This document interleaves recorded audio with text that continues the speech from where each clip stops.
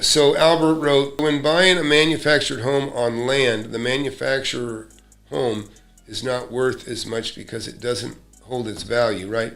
Yeah, I mean, it's a depreciating asset. The manufactured homes are a lot better today. Maybe they were at one time. I mean, I've heard about 2x6 walls. I've heard about 2x4 walls. That's kind of subjective. There's no reason you can't build a home remotely and set it on a slab. I was just talking to a guy. He hasn't got in the class yet, but he's gonna. I think his name's Blake. And he was talking about panel framing. Instead of going up and buying 2x4s, you kind of basically get your house delivered in walls that they're already pre-shot with siding on them. Not siding, but underlayment, basically. So you're just kind of stacking and shooting walls together. So I'm not going to shoot down a manufactured home. It's just another form of building it and delivering it. If you set it on a slab, that's the main thing. Mobile homes is different. Mobile homes are kind of crap.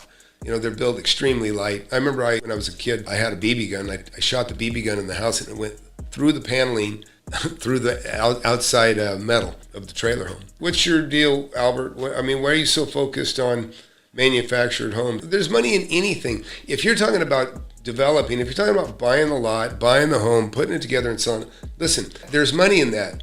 But the real money is going to be on the piece of land that you buy. The piece of land that you buy. In other words, maybe you buy whatever. You buy 10 acres and you break it into 4 pieces.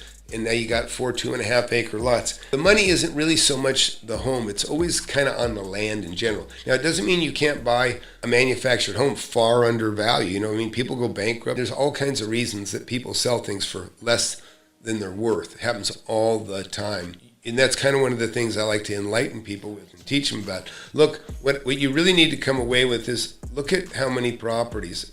Okay, every one of these properties represents 5 properties that you see right here. In other words, I didn't want to put 5 times that, but I went through about 60, 70 lots all in this area. Okay, made a lot of money. You know, and I built 3 homes in here. These are only 50 by 100 lots, right? The lot is compared to the house. You know, it just doesn't matter. There is no bad deals. I say this to the class all the time. There is no bad real estate. There's just bad deals. Don't make a bad deal, and you'll make a fortune. Okay, look. That is a little house. That's just a shitty little house that I made $20,000 in back about 1987, okay? And then right around the corner, here's another shitty little house that I made $16,000. Me and a buddy split $16,000 on this house. Bought it for 40, basically sold it for 56. Now, today that would be like making 45,000, okay, and splitting 45,000. My first deal was this commercial building you see right here. I bought that first. Okay, that was the first property I ever bought when I was 19 years old. So people say, how did you buy when you're 19? Must have been connected, must have been a drug dealer, must have had money for, no, I didn't. I had $500 in my pocket. $500 is what got this tied up, that let me take it across the line where I sold this thing for $220,000. But I got in the door with $500, got a 6-month escrow. That bought me 6 months' time. I moved in, lived there for free, rented it, and was able to save the 10 grand. You know, a lot of creative real estate, a lot of creative financing. It's all out there. Alberto wrote, on my street, Tom, in Central Florida, there is a lady with a couple properties on an acre, and they have trailers on them from the 80s. The manufactured homes on an acre around go for $250 to $300K.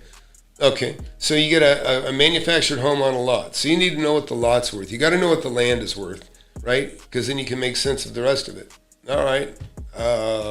She wants 120 to 130K for each what? Each lot? I don't know what you got to be a little more specific, Albert. Listen, it sounds interesting. Everything does to me.